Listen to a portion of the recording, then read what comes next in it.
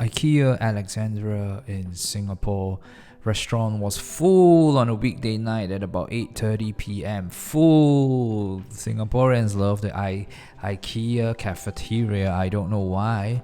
Maybe we like Swedish food. Now we were here to look for something to buy. The IKEA car park, and the car park was also maybe 80%, 90% full. Again on a weekday, past 8 p.m. It's very interesting. I find that Singaporeans flock here, even on weekday nights. Weekends, when you come here, is completely packed. So come early if you want to come on a public holiday or weekends. Due to safe distancing COVID measures, they set up all these barricades and long queue poles, and you got a queue to get in when the store is too full. But tonight is okay. We could enter immediately.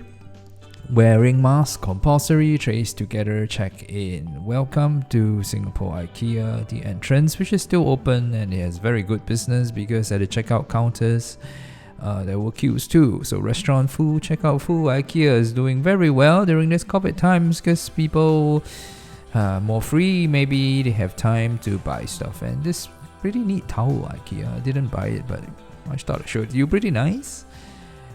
Sofas, chairs, the usual stuff they sell. All very interesting. Thank you for watching very much. Bye.